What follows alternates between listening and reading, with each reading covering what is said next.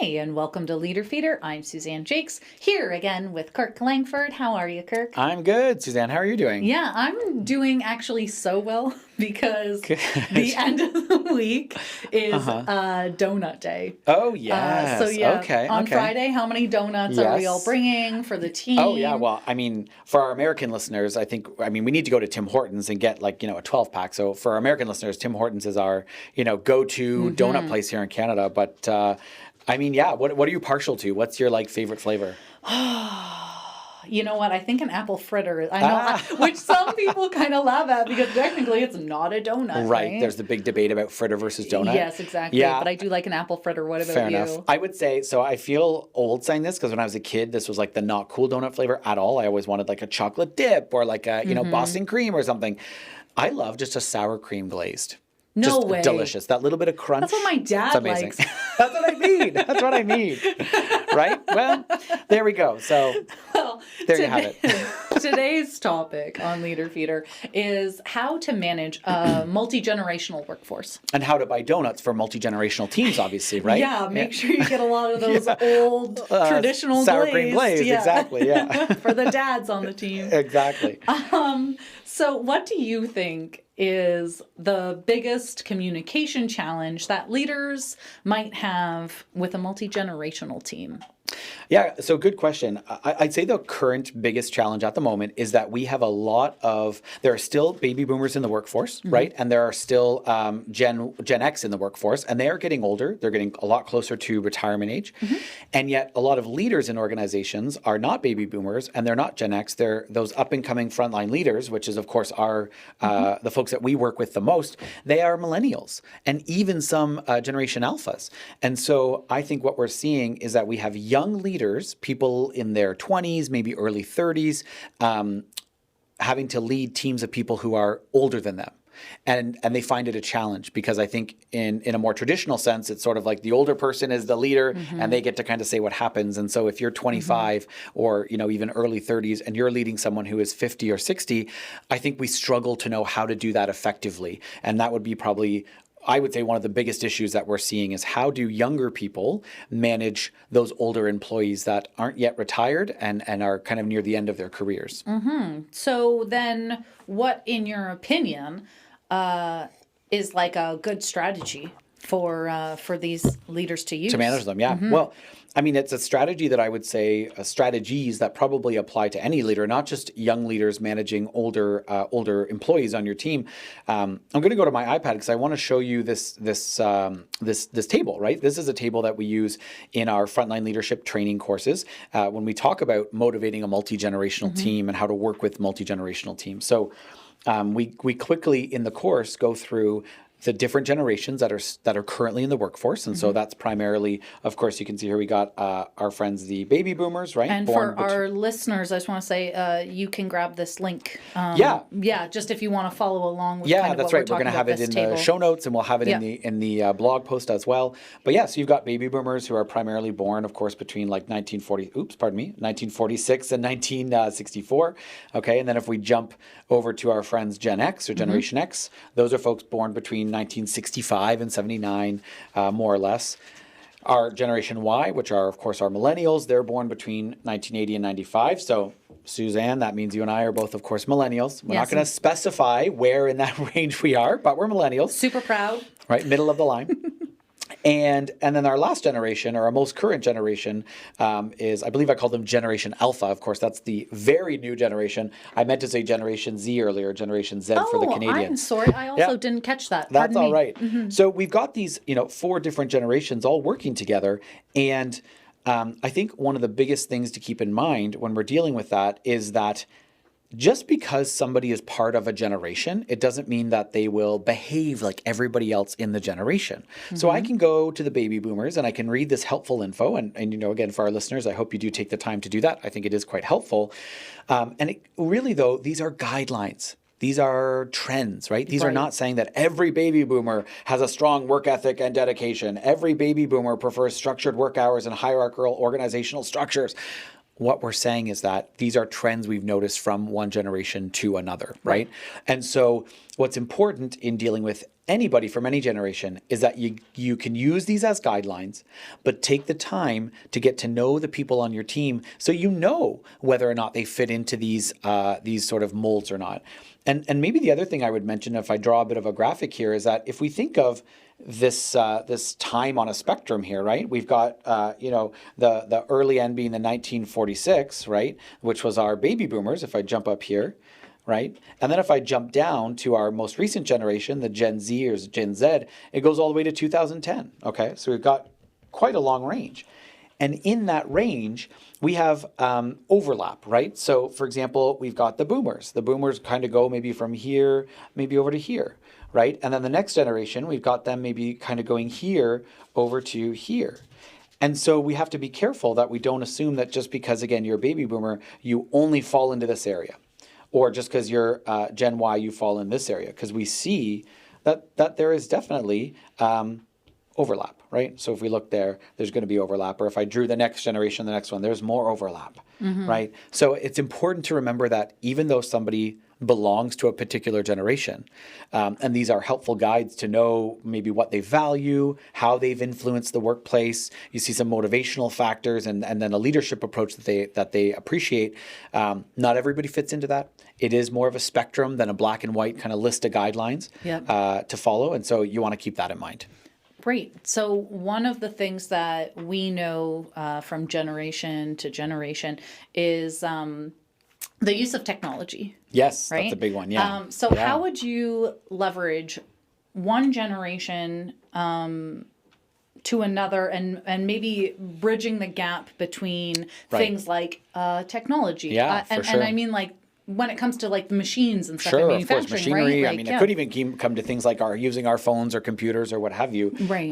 It almost doesn't matter, right? Technology is in one way, technology is technology. So what I'd say there is, I'm going to sound like a broken record, but the first thing we're going to say is don't assume that your younger employees are more tech savvy than your older employees. That is a true statement. I mean, a very personal piece for me is that my cousin works in IT, and so he's very well versed in technology, and he's almost 60. So you don't think of him as being the guy that's going to fix your phone, but because he spent his life in tech and is very, very techy, compared to my cousin who's 10 years younger than me, she's terrible with technology. Right. I remember she was in college and she was asking about how to save a file in I think it was Word, because she'd been so used to autosave, and for some reason I think autosave wasn't working, and she had no idea how to save a file, and I was like, what? You don't know how to click save on a file. So it was foreign to her. And so we sometimes have this assumption that younger people will be better with technology. And even me, for example, coming with a chef background, being trained in culinary, we didn't, I definitely, aside from MSN, Facebook from high school. MSN Messenger, besides that, I went right out of high school not even touching a with laptop, much tech, right? Yeah, with much tech background. I mean, the only thing I ever really had to do was maybe type up a recipe or two. Yeah, fair enough. I mean, I don't even consider myself that great with technology. Yeah. And with this job now with you guys at Unique Training and Development, I've been learning lots. Yeah, for sure, it's for great. sure. Yeah, and you've helped me a lot actually with that too. Yeah, I mean, it's been fun, Do you and know you're how always fast open-minded. I can use a shortcut now on my keyboard? So what you're bringing up is kind of the answer to my question there, which is great. And it's that it's more about people's willingness and openness to learning rather than actually how good they are with tech. So, I mean, the obvious answer to your question is if you have someone on your team that's techie and kind of gets technology and enjoys it, it's great if you can have them help teach the people that are less tech savvy on your team, right? Using that empowerment of, hey, Sophia, you're really great with this technology. You really understand how this machine works and kind of what the kinks are that we need to figure out with this machine. Can you work with Jim to help him understand it? Because he's struggling. That's the best thing you could do, because that's empowering your team to work with each other and it's helping them collaborate. But also, if you don't necessarily have anyone on your team that's really tech savvy, because that can happen, look for people that are kind of open-minded, adaptable, open to change, because they're probably the ones that are going to adapt to technological changes or advancements sooner and quicker. And then they can usually be the ones that help the folks that are struggling a bit more adapt as well. So you introduce a new piece of software, for example. And there's a couple people that you'll notice really picked up on it early and kind of got the point right away and understood how to use it, and were maybe even providing feedback on how to use it and some ways they'd like it to be used better. Use them to help teach the people that might be struggling a bit more because they clearly have a bit of an ability to understand it a little bit faster and better. So they could be great people to leverage that curiosity, leverage that adaptability to help them bring other folks on board. And keeping in mind that, technological advancements, but also any kind of changes or advancements, there is a practical component. Sure, we've got to learn how to use this new software. We've got to learn how to implement it. We've got to learn how to use it. But we've also got to get people on board with this is a good idea. Because in the workplace, when we introduce changes, not just technological, but all kinds of changes, we are often dealing with resistance to change, resistance to buy into the change. And so if somebody is what we call an early adopter, meaning that early on they were like, yeah, let's try it out. Let's do it. Let's, whether it's technology or not, use your early adopters to try to get your other team members on board to say, hey, this isn't all bad. We can adapt to this. We can do this. Yeah. So working with multi-generational teams can also be a little bit of mastering change management and leveraging those early adopters on your team for those that might be a little bit more resistant to change or be the ones that want to wait until they see how everything pans out before they really buy in. Speaking of buy-in and maybe some change happening in your organizations and the different generations on our teams, what might be your top tip for frontline leaders to gain respect and to get that buy-in to create teamwork? Because with all this change and, I shouldn't say all this change, but if you're going to be implementing changes and, trying to get buy-in from, different generations or in that fact from anyone on your team, how would you get them to buy in and respect that decision no matter the generation? I think part of it is leveraging, making the multi-generational differences be seen as a good thing rather than a weakness. Be seen as, hey, this means we have a bit of diversity on our team, which is not a bad thing. We've got different people with different levels of skill, different amounts of experience. So we've got some people near the end of their career, and what can they offer in terms of experience and education for us? People near the beginning of their career, how can they help, right? Everybody comes to the table with a different perspective, different experiences, and that's a great thing.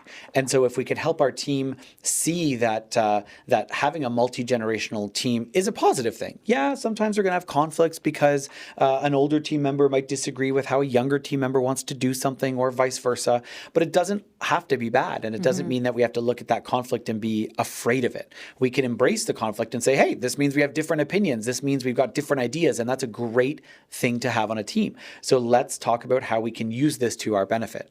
So I think the first part is getting your team to see the multi-generational team as a positive dynamic, a positive thing rather than a negative. I think that's a big part of the strategy, because otherwise it becomes very quickly becomes an us versus them mentality, the younger people versus the older people, right. The boomers versus the millennials. And we want to avoid that. Yeah. Because the other thing we want to keep in mind is that, yes, we have people from different generations on our team, but there's probably a lot more things that we actually have in common rather than the things we don't have in common. Great point. So what I mean by that is, I'm a millennial and you're a Gen Y. That differentiates us, right? That makes us different. But there are probably lots of other things that we both actually like. Oh, we both like the same kind of movies. Oh, we both are interested in the same kind of work. We both used to work in similar fields before we came to this job. So there's lots that brings us together and unites us. And so, if we focus on our multi-generational differences, right, we might see ourselves as very, very different.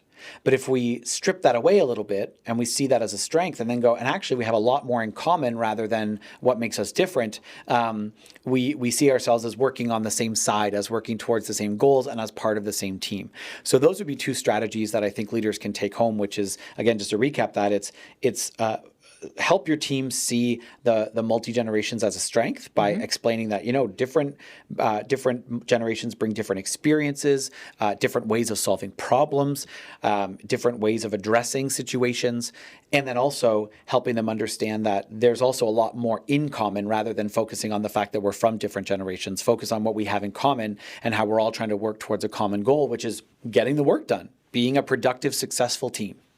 great way to end this leader feeder, unless there's something else on the top of your mind that you wanted to say. No. But yeah, what a great way to end it. Thanks so much. You're very welcome. Yeah. My pleasure. And thank you for joining us today on Leader Feeder. I hope you have a wonderful day, and until next time.